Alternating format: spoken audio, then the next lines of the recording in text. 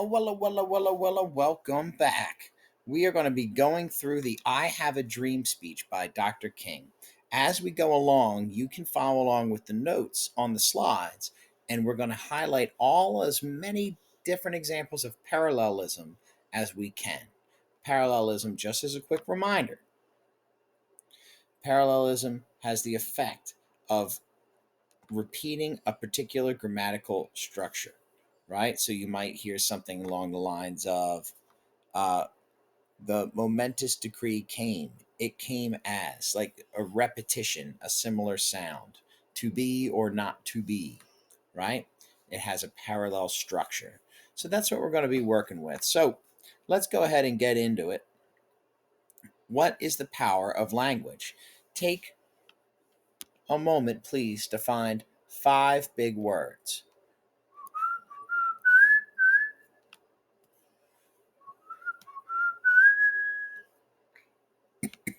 Oops, I accidentally found 6. Oh, wait. 1, 2, 3, 4, 5, 6. Yeah, that's okay. Now, if you could please find 3 medium words.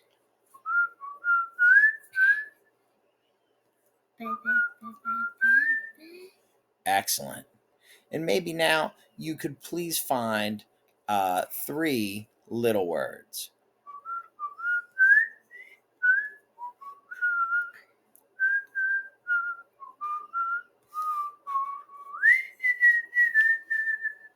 Excellent. Hopefully, you found even more, just like I did. Excellent work. What is the power of language? Well, it's going to have something to do with will, ring, nation, satisfied, every, and freedom. What is the power of language? It'll have something to do with together, something to do with mountains, something to do with Mississippi. And what is the power of language? That'll have something to do with Martin, rights, day, justice, 100, one, God. All right. Well, let's get into it.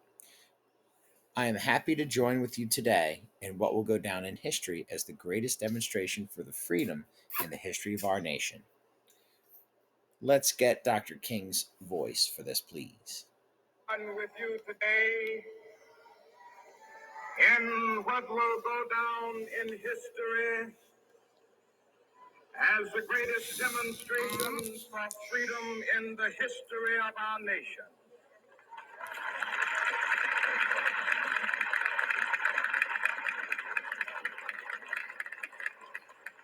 Five score years ago,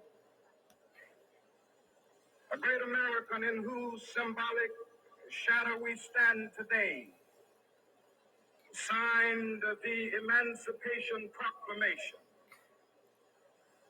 This momentous decree came as a great beacon light of hope to millions of Negro slaves who had been seared in the flames of withering injustice. It came as a joyous daybreak to end the long night of their captivity. But 100 years later, the Negro still is not free. Miles, quiet. 100 years later, the life of the Negro is still sadly crippled by the manacles of segregation and the chains of discrimination. 100 years later, the Negro lives on a lonely island of poverty in the midst of a vast ocean of material prosperity. 100 years later, the Negro is still languished in the corners of American society and finds himself in exile in his own land. And so we've come here today to dramatize the shameful condition. In a sense, we've come to our nation's capital to cash a check. When the architects of our republic wrote the magnificent words of the Constitution and the Declaration of Independence, they were signing a promissory note to which every American was to fall heir. This note was a promise that all men, yes, black men as well as white men, would be guaranteed the unalienable rights of life, liberty, and the pursuit of happiness. It is obvious today that America has defaulted on this promissory note insofar as her citizens of color are concerned. Instead of honoring this sacred obligation, America has given the Negro people a bad check, a check which has come back marked insufficient funds.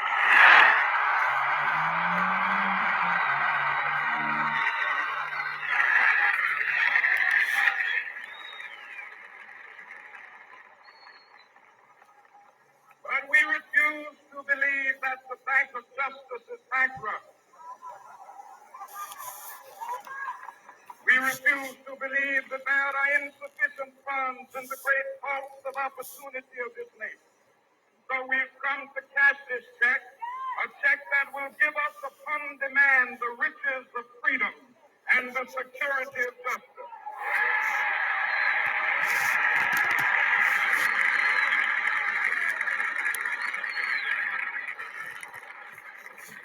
We have also come to this hallowed spot to remind America of the fierce urgency of now.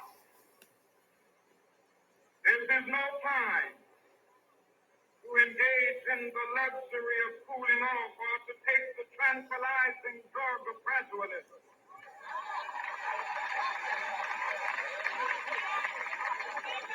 Now is the time to make real the promises of democracy. Now is the time to rise from the dark and desolate valley of segregation to the sunlit path of racial justice. Now is the time to lift our nation from the quicksands of racial injustice to the solid rock of brotherhood. Now is the time to make justice a reality for all of God's children. It would be fatal for the nation to overlook the urgency of the moment. This sweltering summit of the Negro's legitimate discontent will not pass until that is an invigorating autumn of freedom and equality. 1963 is not an end, but a beginning. Those who hope that the Negro needed to blow off steam and will now be content will have a rude awakening if the nation returns to business as usual.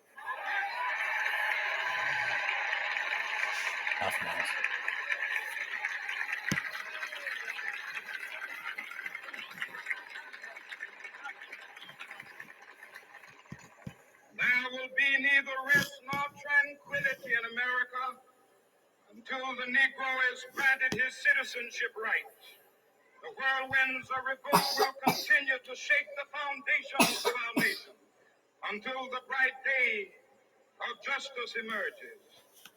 But that is something that I must say to my people who stand on the warm threshold which leads into the palace of justice. In the process of gaining our rightful place, we must not be guilty of wrongful deeds. Let us not seek to satisfy our thirst for freedom by drinking from the cup of bitterness and hatred.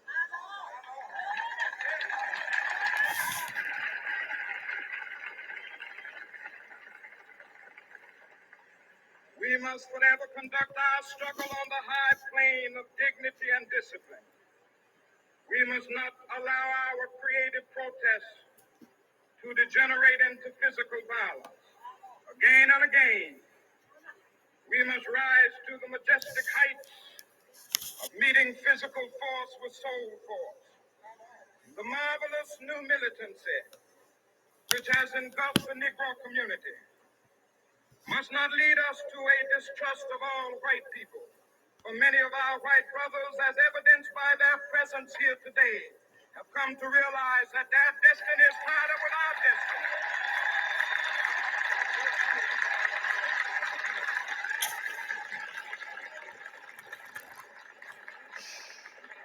And they have come to realize that their freedom is inextricably bound to our freedom. We cannot walk alone. And as we walk, we must make the pledge that we shall always march ahead. We cannot turn back. There are those who are asking the devotees of civil rights, when will you be satisfied? We can never be satisfied as long as the Negro is the victim of the unspeakable horrors of police brutality. We can never be satisfied as long as our body is heavy with the fatigue of travel, cannot gain lodging in the motels of the highways and the hotels of the cities.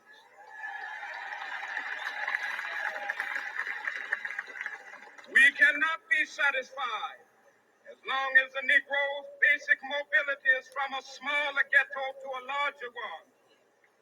We can never be satisfied as long as our children are stripped of their selfhood and robbed of their dignity by signs stating for whites only.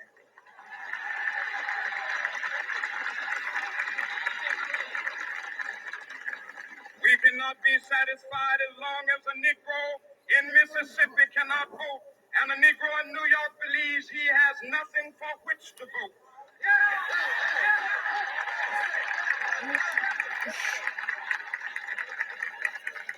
No, no, we are not satisfied, and we will not be satisfied until justice rolls down like waters and righteousness like a mighty stream.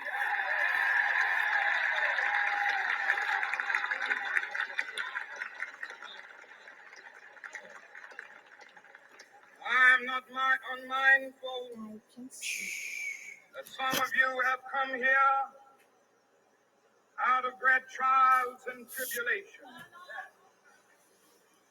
Some of you have come fresh from narrow jail cells. Some of you have come from areas where your quest for freedom left you battered by the storms of persecution and staggered by the winds of police brutality. You have been the veterans of creative suffering. Continue to work with the faith that unearned suffering is redemptive. Go back to Mississippi. Go back to Alabama. Go back to South Carolina. Go back to Georgia. Go back to Louisiana. Go back to the slums and ghettos of our northern cities. Knowing that somehow this situation can and will be changed. Let us not wallow in the valley of despair. I say to you today, my friend,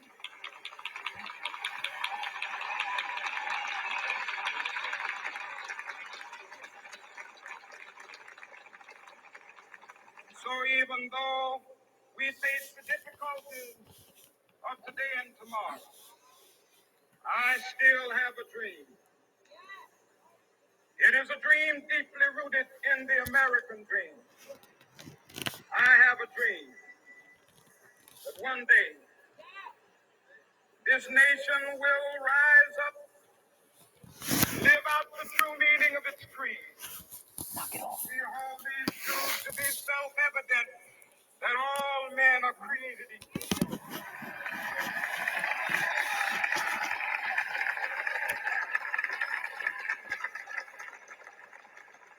I have a dream that one day on the red hills of Georgia, the sons of former slaves and the sons of former... Before we get to that famous line, let's take a moment and go over the prompt that's guiding our reading today. Parallelism is the repetition of a grammatical structure on slide 29 or phrase. Write an essay examining the use of parallelism in the I Have a Dream speech by Dr. King. Use evidence from the text to support your answer.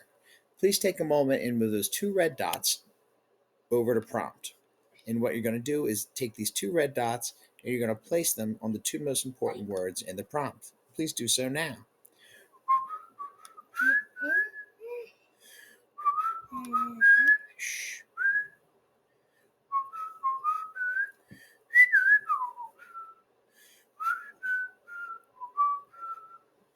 Excellent.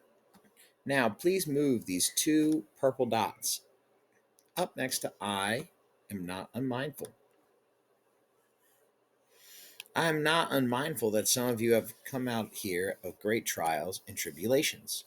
Some of you have come fresh from narrow jail cells, and some of you have come from areas where your quest for freedom left you battered by the storms of persecution and staggered by the winds of police brutality. You have been the veterans of creative suffering. Continue to work with the faith that unearned suffering is redemptive. Go back to Mississippi, go back to Alabama, go back to South Carolina, and go back to Georgia. Go back to Louisiana, go back to the slums and ghettos of our northern cities, knowing that somehow this situation can and will be changed.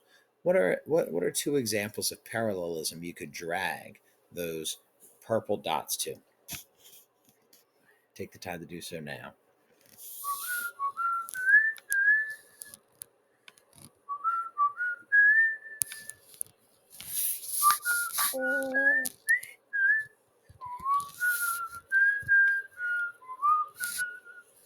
And then finally, what is a good spot for this orange dot? Please take the time to move that to a part of the art that goes well with what's being expressed above. Shush.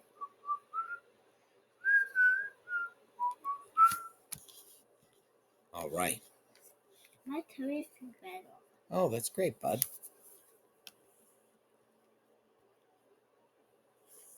Slave owners will be able to sit down together at the table of brotherhood. I have a dream that one day,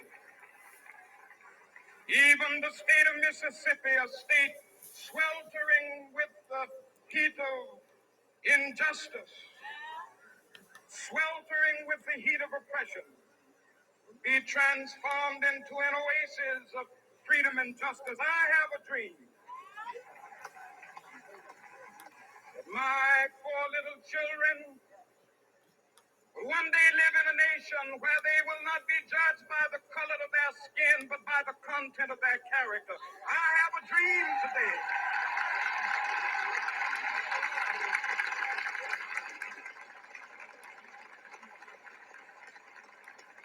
I have a dream that one day, down in Alabama, with its vicious racists, with its governor having his lips dripping with the words of interposition and nullification. One day, right there in Alabama, little black boys and black girls will be able to join hands with little white boys and white girls as sisters and brothers. I have a dream today.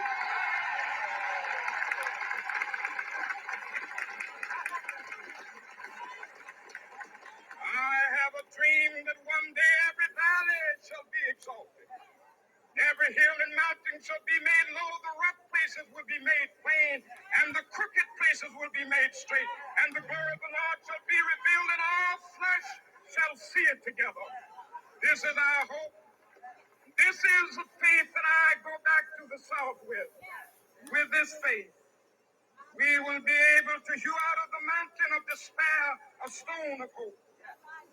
With this faith, we will be able to transform the jangling discords of our nation into a beautiful symphony of brotherhood. With this faith, we will be able to work together, to pray together, to struggle together, to go to jail together, to stand up for freedom together, knowing that we will be free one day. This will be the day, this will be the day when all of God's children be able to sing with new meaning, my country tears of thee. Sweet land of liberty of thee I sing. Land where my fathers died, land of the pilgrim's pride. From every mountainside, let freedom ring. And if America is to be a great nation, this must become true. And so let freedom ring. And before we get to the closing, let's go ahead and think about parallelism once again. Please drag your two red dots over to the green prompt. Please drag your two purple dots over by the text at the top. And if you could please move your orange dot a little bit off to the side to decide later. So, parallelism is the repetition of a grammatical structure or phrase. Write an essay examining the use of parallelism in I Have a Dream by Dr. King. Use evidence in the text to support your answer. Take the time to do so now.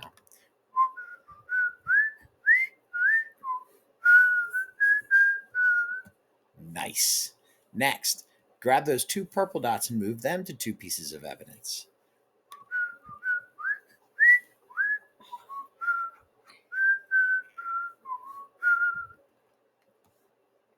And finally, take this orange dot and find a part of the picture that you feel goes along with the prompt or the text.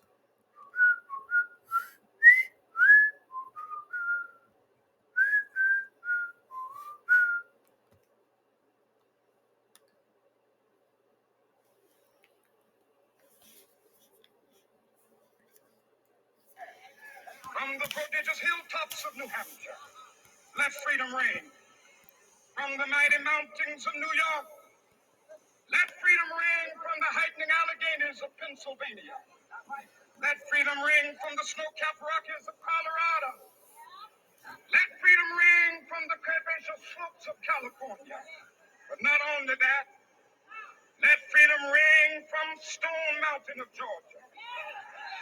Let freedom ring from Lookout Mountain of Tennessee. Let freedom ring from every hill and molehill of Mississippi, from every mountainside. Let freedom ring, and when this happens, when we allow freedom ring, when we let it ring from every village and every hamlet, from every state and every city, we will be able to speed up that day when all of God's children, black men and white men, Jews and Gentiles, Protestants and Catholics, will be able to join hands and sing in the words of the old Negro spiritual, free at last, free at last. Thank God Almighty, we are free at last.